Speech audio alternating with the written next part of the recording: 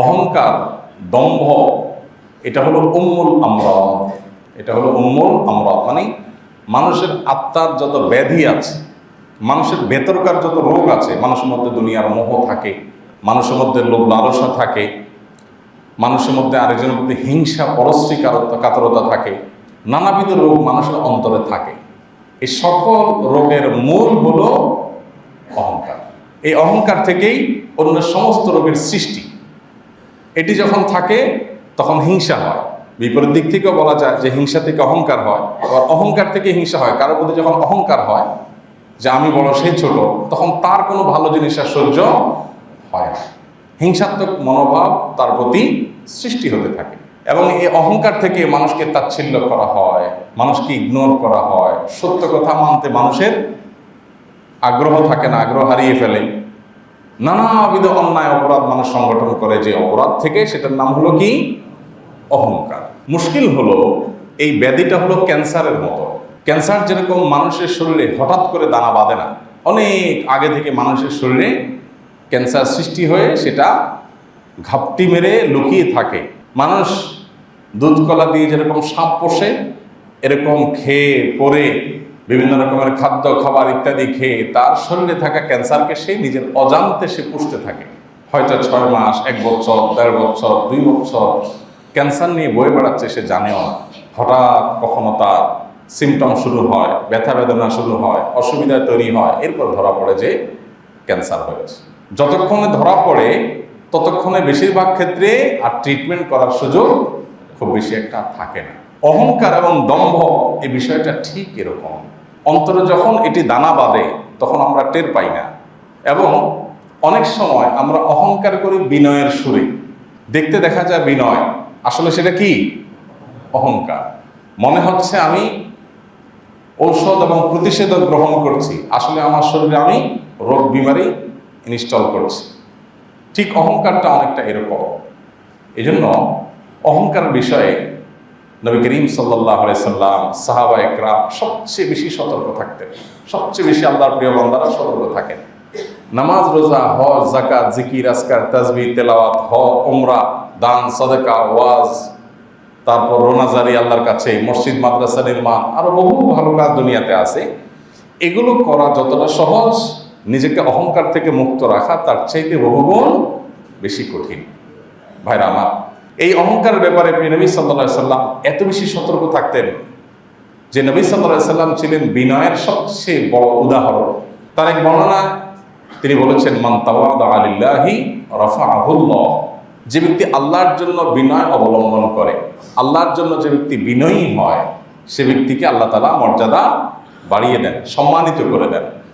আর অহংকার, দম্ভ এমন জিনিস যে কেউ যদি অহংকারী হয়, আল্লাহ তাআলা তার পতন অনিবার্য করে দেন, দুদিন আগে অথবা পরে। পৃথিবীর ইতিহাসে একজন দাম্ভিক, একজন অহংকারী আপনি দেখাতে পারবেন না যে তার অহংকার করতে করতে সে দুনিয়া থেকে গেছে, অর্থাৎ তার অহংকার নিয়ে যেতে পেরেছে, তার অহংকার দম্ভ চূর্ণ হয় নাই, এরকম একজন অহংকারীও দেখানো যাবে না। নমরুদ অহংকার করেছিল, আল্লাহ তাআলা তার দম্ভ চূর্ণ করে দিয়েছেন। ফিরআউন অহংকার করেছিল, এবং তার অহংকার নিয়ে কোরআনে আল্লাহ একাধিক জায়গায় আলোকপাত করেছেন যে সে কিভাবে অহংকার করেছে, নিজেকে আল্লাহ দাবি করে বসে আছে। তার দম্ভ আল্লাহ তাআলা চূর্ণ করেছে। আবু জাহাল, আবু লাহাব এরা অহংকার করেছে। আবু জাহাল তো এমন অহংকার করছে যে বদরের যুদ্ধে যখন আবু জাহালকে যখন হত্যা করা হয়, মক্কার মুশরিকদের পক্ষ হয়ে যখন যুদ্ধ করতে আসে মুসলমানদের সাথে, আল্লাহ রাব্বুল আলামিন আবু জাহালের মতো দাম্ভিক, অহংকারী, এরকম একজন নিজের নেতৃত্বের, কর্তৃত্বের, শ্রেষ্ঠত্বের যে অহংকার, এটাতে যে ব্যক্তি অন্ধ ছিল, আল্লাহ তাআলা তাকে হত্যা করিয়েছেন 2 জন কিশোরের হাতে, বড় কোনো ব্যক্তির হাতেও না। 2 জন কিশোর, মুআজ এবং মুআওয়াজ। আপনারা অনেকে ঘটনা শুনেছেন। তারা একজন সাহাবীকে বললেন, চাচা, আবু জাহালের নাম শুনছি বহুত, কিন্তু চিনি না তাকে। আমাদের নবীকে নাকি অনেক কটু কথা বলে, অনেক কষ্ট দেয়। এই রণাঙ্গনে, এই যুদ্ধের ক্ষেত্রে সে নরাদমটা কে একটু দেখাইয়া দেন, আমরা 2 ভাই তার হিসাবটা বুঝাই দিতে চাই। ছোট ছোট 2 জন মানুষ, মুআজ আর মুআওয়াজ, তো যার কাছে জিজ্ঞাসা করছেন সাহাবী চিন্তা করছেন, ছোট মানুষ কৌতূহল হয়ে জিজ্ঞাসা করছে, দেখাই দিয়েছেন, মনে করছেন কি আর করবে। আবু জাহালও চিন্তা করছে যে আরে পোলাপান, এত বড় নেতা আমি, এত বীর বাহাদুর আমি, পোলাপান আসতেছে, আসুক না, কাছে আসতে দিছি। আর এমনভাবে আঘাত করছে, আল্লাহর ফয়সালা যে এই অহংকারী যত বড় হবে তার পতন হবে তত ছোট, যাকে সে যত ক্ষুদ্র মনে করবে তার হাত দিয়ে। এই বাচ্চাদের আঘাতে, কিশোরদের আঘাতে সে পড়ে গেছে। এরপর সম্ভবত আব্দুল্লাহ ইবনে মাসউদ রাদিয়াল্লাহু তাআলা আনহু যখন দেখলেন এখনো ধরে প্রাণ আছে, এখনো মরে নাই, তখন তিনি বুকে বসে তার শিরচ্ছেদ করার জন্য যখন প্রস্তুতি নিচ্ছিলেন, তখন সে কি বলেছে, ইন্টারেস্টিং বিষয়, বুখারীতে হাদিসটি আসছে। তখন আবু জাহাল বলেছিল, হায় আফসোস, একজন কৃষকের হাতে না মরে কোনো সম্ভ্রান্ত মানুষের হাতে মরতাম। চিন্তা করে মরতেছে, দুঃখটা কি যে এর হাতে মরবো, আমাকে স্বয়ং মুহাম্মদ সাল্লাল্লাহু আলাইহি ওয়াসাল্লাম মারলে আমার ইজ্জত থাকতো, আরে আমি যাকে তুচ্ছ মনে করি এরকম একটা মানুষের হাতে মরলাম, শেষ পর্যন্ত দুঃখ। এরপরে কথা আরো ইন্টারেস্টিং, এরপরে সে বলে যে শোনো ভাই, তুমি যেহেতু আমাকে মারবাই, কল্লা কেটে ফেলবা যেহেতু ধর থেকে, একটু বড় করে কাটিও। কেন? কারণ যুদ্ধ শেষ হয়ে গেলে সে যুগে যুদ্ধে যারা নিহত হতো শত্রুপক্ষের, তাদের সব লাশগুলো বা কল্লা যেগুলো আলাদা হয়ে গেছে সেগুলো রাখা হতো এক সারিতে। তো সে বলে যে কল্লা একটু ডাবায় কাটলে অন্য লাশগুলোর মধ্যে আমারটা উঁচু থাকবে, আমি যে নেতা ছিলাম এটা বোঝা যাবে। এটা কিন্তু গাল গল্প না, সত্য ঘটনা। মানুষ যখন অহংকারী হয় তখন হিতাহিত জ্ঞান কোথায় চলে যায়, মানুষ কত নিচে নেমে যায়, যে মরতে গিয়েও তার অহংকারের কথাই মুখ দিয়ে আসে। ভাইরা আমার, নমরুদ যখন সে নিজেকে অনেক কিছু মনে করেছে, আল্লাহ তাআলা তাকে শেষ করার জন্য কাকে নিয়োগ দিয়েছেন? মশাকে নিয়োগ দিয়েছেন। মানে যে কোনো মানুষকে মানুষ মনে করে না, আল্লাহ বলেন দাঁড়া, তোর অহংকার চূর্ণের জন্য মানুষও না, আমার একটা ক্ষুদ্র সৃষ্টি মশা লাগাই দেব। অবাক করা বিষয়, সোভিয়েত ইউনিয়ন যখন তাদের অহমিকা ছিল অনেক, যে পৃথিবীর পরাশক্তি আমরা, কাদের হাতে আল্লাহ তাআলা পতন ঘটিয়েছে? আমেরিকার মতো পরাশক্তি যখন মনে করেছে পৃথিবীতে আমাদের উপর কেউ নাই, আল্লাহ তাআলা কোথায় সাইজ করাইছেন? আফগানিস্তানের ওই মোল্লা মৌলবীদের হাতে। বুঝতে পেরেছেন? এমন সাইজ করেছেন যে অপমানিত অপদস্থ হয়ে গোটা পৃথিবীর মানুষের সামনে লজ্জায় লেজ গুটিয়ে চোরের মতো দিনের আলোতে পালায় যেতে হয়েছে। মুশকিল হলো ভাই, চেয়ারে বসায় দিলে আপনি ওই বিষয়ে দু চার কথা বলতে পারবেন, আমি বলতে পারবো, আমার চেয়ে আরো ভালো বলতে পারবেন আপনারা অনেকে। মুশকিল হলো আমরা নিজেরাই আমাদের দৈনন্দিন জীবনে আমাদের নিজেদের অজান্তেই হয়তো কোনো না কোনোভাবে অহংকারের সাথে জড়িয়ে যাচ্ছে। আল্লাহ তাআলা আমাদেরকে অহংকার মুক্ত জীবন, সত্যিকারের বিনয়ের জীবন আল্লাহ তাআলা আমাদের সবাইকে দান করুন। অহংকারী মানুষের নগদ যে শাস্তিগুলো থাকে, এর ভিতরে প্রথম এবং প্রধান হলো তার দম্ভ, তার অহংকারকে আল্লাহ তাআলা চূর্ণ বিচূর্ণ করে, লাঞ্ছিত অপমান করে, তারপরে তার মাথাকে নত করে আল্লাহ তাআলা ছেড়ে দেন। প্রথমে ছাড় দেন আল্লাহ বলেছেন ওয়ামলি লাহুম ইন্না কাইদি মাতিন, আমি ছাড় দিয়ে রাখি, অহংকার করো করো করো করো করতে করতে যখন সীমানা ছাড়িয়ে চলে যাও, অনেকে উপরে ওঠে। একজনকে ধরেন ছাদ থেকে ফেলে দেওয়া হবে, এখন সে যদি উপরে ওঠার সময় চিন্তা করে আমি আরেকতলা উঠলাম, অহংকারী হতে থাকে, তাহলে এইটা যেরকম তার নিজের পতনের কারণ। সে বুঝতে পারছে না যে যত উপরে উঠবে তত উপর থেকে ফেললে তার অবস্থা তত বেশি খারাপ হবে। আল্লাহ তাআলা অনেককে এরকম ছাড় দেন, 2 বছর, 4 বছর, 5 বছর, 10 বছর, 15 বছর, 20 বছর, 30 বছর, এক একজনকে এক একভাবে। আমরা সাধারণ মানুষ, আমরা অনেক সময় ধৈর্য হারিয়ে ফেলি। কি ব্যাপার? আল্লাহ না কোরআনে বলছেন আল্লাহ মাজলুমদের সাথে, আল্লাহ কোরআন হাদিসে না বলা আছে যে জালেমদের পরিণতি হবে, আল্লাহ লানত জালেমদের প্রতি হয়। কই এই ফেরাউন, জালেম, অত্যাচারী, এদের তো কোনো বিহিত টিহিত হইতে দেখি না, আমাদের মনটা ছোট হয়ে যায়। তো আল্লাহ তাআলা আমাদেরকে সান্ত্বনা দিয়েছেন, ওয়ামলিলাহ, আল্লাহ ছাড় দিয়ে রাখেন, ওই যে উপরে উঠায় নেন, কারণ আসারটা যত উপরে উঠবে আসারটা তত বড় হবে, তত জোরে হবে। যে উঠে সে তো টের পায় না যে আমাকে উপরে উঠানো হচ্ছে, কেন? আসারটা জোরে দেওয়ার জন্য। এই জন্য ভাই, আমরা মজা নিতে খুব বেশি মজা পাই, শিক্ষা নিতে চাই না। সব কিছু থেকেই মজা নেই। একটা চোর ধরা পড়ছে, একটা ডাকাত ধরা পড়ছে, একটা খারাপ মানুষ ধরা পড়ছে, আমরা খুব মজা নেই। ধরছে ফিডা, আরো জোরে মাপ। নিজের মারতে না পারলেও দাঁত খিসে শুরু করি, ভিডিও দেখতে দেখতে দাঁত খিচে এসে যায়। কিন্তু আমার নিজের অজান্তে আমিও এরকম কোনো গুনাহে, কোনো অপকর্মে জড়িত কিনা সে বিষয়ে ভাবনা করার সুযোগ আমাদের খুব হয়ে ওঠে। আল্লাহ তাআলা আমাদের সবাইকে বিনয়ী মানুষদের কাতারে শামিল হওয়ার তৌফিক দান করুন। ভাইরা আমার, আমাদের প্রিয় নবী সাল্লাল্লাহু আলাইহি সাল্লামের বিনয়ের মাত্রা কেমন ছিল শুধু একটি ঘটনা থেকে আমরা সেটা অনুমান করতে পারবো। বাহির থেকে, মদিনার বাহির থেকে একজন আগন্তুক কারণ দূত তিনি এসেছিলেন। তিনি মুহাম্মদ সাল্লাল্লাহু আলাইহি সাল্লামের ব্যাপারে কথা শুনেছেন, তার স্তুতি প্রশংসা শুনেছেন। শুনে তার সম্পর্কে জানার আগ্রহ তৈরি হয়েছে বা কোনো বার্তা নিয়ে এসেছেন। মদিনায় আসার পর মসজিদে নববীতে গিয়ে সেই লোকটি দেখতে পেলেন যে মসজিদের মধ্যে অনেকগুলো লোক বসা। সেই লোকদের মধ্যে নবী করিম সাল্লাল্লাহু আলাইহি সাল্লাম তিনিও ছিলেন। কিন্তু সাহাবীদের সাথে তিনি যখন ঘরোয়া মজলিসে বা সাধারণ আসরে কিংবা আড্ডায় বা সাধারণ মজলিসে ছিলেন, তখন নবী করিম সাল্লাল্লাহু আলাইহি সাল্লাম ওই মজলিসে যে ছিলেন তাকে চেনা যাচ্ছিল না যে এখানে মুহাম্মদ সাল্লাল্লাহু আলাইহি সাল্লাম নেতাকে আর অনুসারীকে, উম্মতকে আর নবীকে, এটা বোঝা যাচ্ছিল না বডি ল্যাঙ্গুয়েজ থেকে। এমনভাবে বসেছিলেন সাহাবীদের সাথে। তো বাহির থেকে আসা আগন্তুক লোকটা জিজ্ঞেস করলো, মান ফিকুম মুহাম্মদ, তোমাদের মধ্যে মোহাম্মদ লোকটা কে? তখন সবাই বললো যে উনি।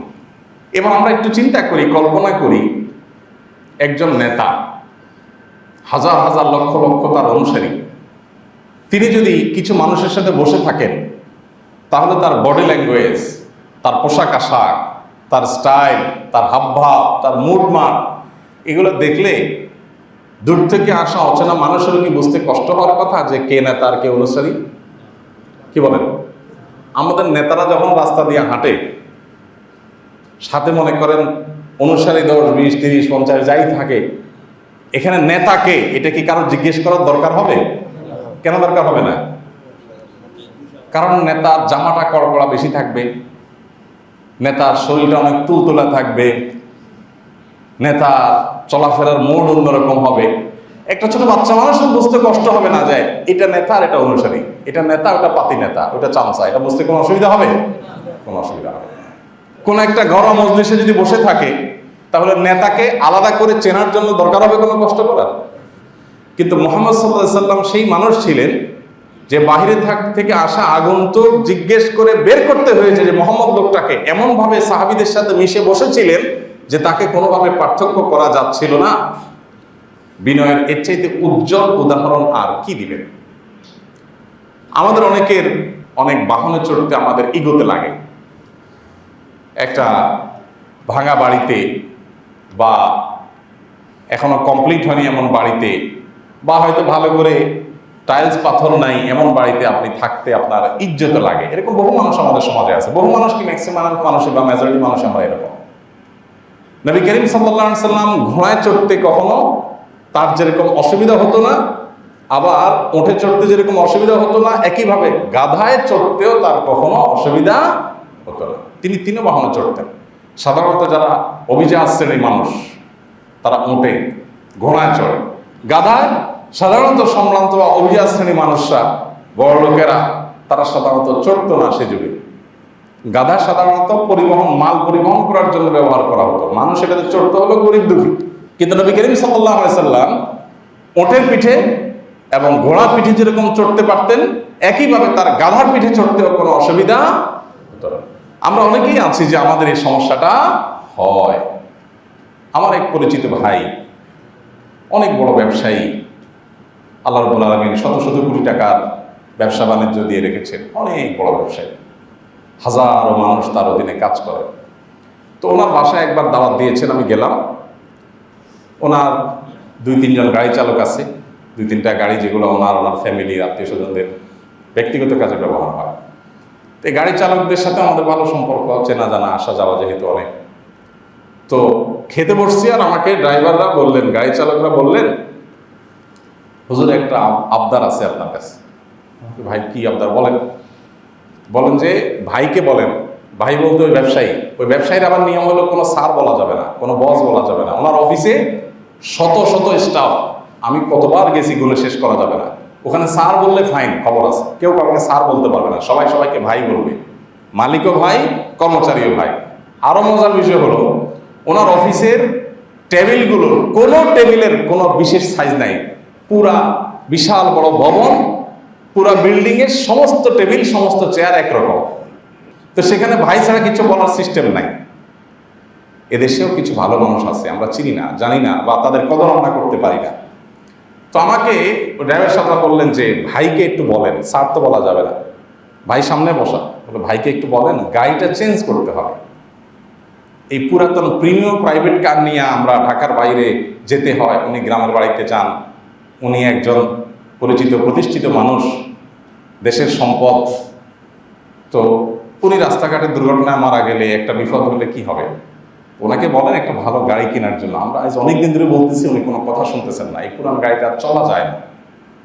তো আমি সাথে সাথে ধরলাম, ভাই ওরা তো ঠিকই বলছে, এই পুরাতন প্রিমিয়ামে কেন চলবেন না, আপনার তো টাকার অভাব নাই, একটা ভালো গাড়ি কেন কিনেন না? ঠিকই তো বলছে তারা, সেফটি নিরাপত্তার ব্যাপার স্যাপার আছে। তো উনি আমাকে বললেন, ভাই সত্যি বলতে এই গাড়িতে কোনো সমস্যা নাই, টুকটাক সমস্যা তো সব গাড়িতেই থাকে।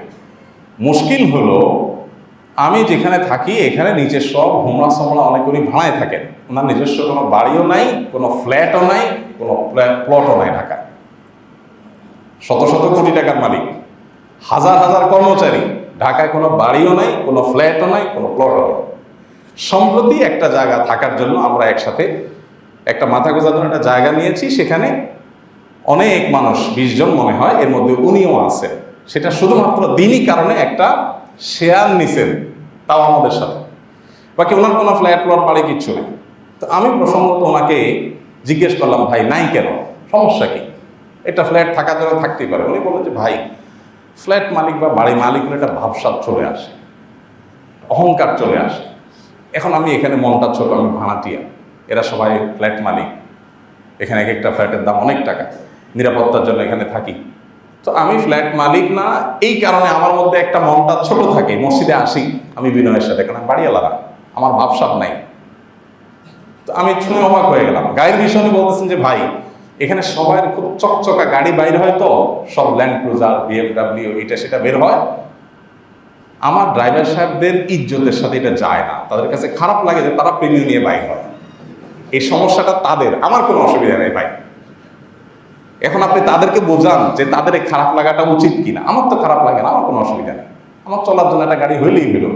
এখন আমার পাশে ফ্ল্যাটওয়ালা BMW, আরেকটা ল্যান্ড ক্রুজার, আরেকটা হয়তো আরো দামি গাড়ি, এটার জন্য আমি এটা নিয়ে চলতে যদি আমার অসুবিধা হয়, তাহলে বুঝতে হবে আমার ভেতরে সমস্যা আছে। শেষ পর্যন্ত উনি গাড়ি কিনলেন না, বহু চাপাচাপির পর সত্যি গাড়ি নষ্ট, সত্যি সমস্যা, তারপর একটা গাড়ি কিনছেন কোনো রকম, তাও মালয়েশিয়ান, ভালো কোনো দামি গাড়ি না। তো ভাইরা আমার, অহংকার এবং বিনয় এটা কিন্তু মানুষের কাজে কর্মে প্রকাশ পেয়ে যায়, আচার আচরণ দ্বারায় প্রকাশ পেয়ে যায়। আপনি যে কোনো চেয়ারে বসতে চান না, আপনি সামনে না বসে পিছনে বসাইলে আপনার ইজ্জত লাগে, অহংকার। এগুলো অহংকারের সিমটম, ক্যান্সারের মতো, বোঝা যায় না, অনেক দেরিতে ধরা পড়ে। আপনি ভিতরে অহংকার লালন করছেন যে আপনি টেরই পাচ্ছেন না, নিজের অজান্তে অহংকার করছে। ভাইরা আমার, এই জন্য নিজেকে বিনয়ী করার চেষ্টা করা। বিনয় কিভাবে হব বা অহংকার কিভাবে দূর করব? অহংকার সম্পর্কে নবী সাল্লাল্লাহু আলাইহি ওয়াসাল্লাম বলেছেন যে অহংকার হলো বাতারুল হাক্কি গামতুন নাস, সত্যকে জানার পরও যে অস্বীকার করে, এটা হলো অহংকার। আমরা যে কোনো মহল্লাতে, যে কোনো সোসাইটিতে, যে কোনো পরিবেশে বসবাস করতে গিয়ে অনেক সময় দেখা যায় যে আমার কথা একটা বলছি আমি, বা আমি একটা গ্রুপ মেনটেন করি, সঠিক হোক আর বেঠিক হোক আমি ওইটার সাথেই আছি এবং জোর দিয়ে সেটাই করব। এটা হলো অহংকারের কারণ। অহংকারের কারণে সত্য জানছি, সাথে সাথে ও সরি, তাহলে আমার অবস্থান ভুল ছিল, আমি আমার ভুল অবস্থান থেকে সরে আসতে কোনো দ্বিধা হবে না। এটা হলো বিনয়ের আলামত। আর অহংকারের আলামত হলো আরে যা বলছি বলছি, যেহেতু একটা মত লালন করি, অতে ভুল হলেও সেটা কি করতে হবে, জাস্টিফাই করতে হবে। এটা হলো অহংকারের একটা আলামত। আরেকটা হলো অগমতুন নাস, মানুষকে তুচ্ছ মনে করা, মানুষকে তাচ্ছিল্য করে মানুষের সাথে কথা বলা, মানুষকে পাত্তা না দেওয়া। এই যে মানুষকে দমায় রাখা, পাত্তা না দেওয়া, তাচ্ছিল্য করা, এটা অহংকারের আরেকটা আলামত। বিনয়ী মানুষ কখনো সেটা করবেন না। এই জন্য নবী করিম সাল্লাল্লাহু আলাইহি ওয়াসাল্লাম যখন কথা বলতেন কারোর দিকে, পরিপূর্ণ মনোযোগ দিয়ে কথা বলতেন, এইভাবে আট চোখে কথা বলতেন না, এভাবে ঘাড় ফুরে কথা বলতেন না। যখন কারো দিয়ে কথা বলতেন পরিপূর্ণ মনোযোগ দিয়ে কথা বলতেন। প্রত্যেকটা মানুষ মনে করতো উনি আমাকে মনে হয় সবচেয়ে বেশি ভালোবাসেন। আল্লাহ রাব্বুল আলামিন আমাদের সবাইকে সেই বিনয়ের গুণটি অর্জন করার তৌফিক দান করুন। বিনয়ের গুণ যদি অর্জন না হয় পরিণতি কি হবে জানেন? একটা পরিণতি বললাম যে অহংকারীদেরকে আল্লাহ তাআলা দুনিয়াতে বেইজ্জত করেন, পতন করেন, অহংকার পতনের কারণ বা মূল। দ্বিতীয়ত আল্লাহ বলেছেন ইন্নাহু লা ইউহিব্বুল মুস্তাকবিরিন, আল্লাহ রাব্বুল আলামিন অহংকারীদেরকে একেবারে অপছন্দ করেন, আল্লাহ ঘৃণা করেন, ভালোবাসেন না অহংকারীদেরকে। তৃতীয়ত অহংকারের ফলশ্রুতিতে মানুষ সত্য গ্রহণ করা থেকে বঞ্চিত থাকে। আল্লাহ বলেছেন সাসরিফু আন আয়াতি আল্লাযীনা ইয়াতাকাব্বারুনা ফিল আরদি বিগাইরিল হক, আল্লাহ বলছেন আমার নিদর্শন, আমার আয়াত, আমার কোরআন থেকে ওইসব মানুষগুলোকে আমি দূরে সরায় রাখি। একটু বিশেষভাবে এই আয়াতটার প্রতি আমরা লক্ষ্য রাখি, একটু খেয়াল করি। আল্লাহ বলছেন আমার আয়াত থেকে, আল্লাহ নিজে কোরআনের পথে যেন সে আসতে না পারে, আল্লাহর আয়াতের দিকে যেন সে আসতে না পারে। আল্লাহ বলছেন আমি বিরত রাখি, ঠেলে রাখি যেন সে ইসলামের দিকে সঠিক পথে আসতে না পারে, হেদায়েতের দিকে যেন আসতে না পারে, ঠেলে রাখি। কাদেরকে? যারা পৃথিবীতে ধরা পৃষ্ঠে দম্ভ আর অহংকার প্রদর্শন করে, অন্যায়ভাবে মানুষের উপরে জোর খাটায়, মাস্তানি করে, গায়ের জোর দেখায়, দলের জোর দেখায়, প্রভাব খাটায়। রাজনৈতিক দস্যুপনার এই সমাজে যার যখন শক্তি আসে, যার যখন আসে, সে তখন সেটা জাহির করে। আল্লাহ রাব্বুল আলামিন এই জন্য এই শ্রেণী মানুষকে দেখবেন যারা অন্যায়ভাবে একজনের বাড়ি দখল করে ফেললো, একজনের জমি দখল করে ফেললো, আর জায়গায় ভাঙচুর শুরু করলো, একজনকে উঠাই দিল, আরেকজনকে বসাই দিল।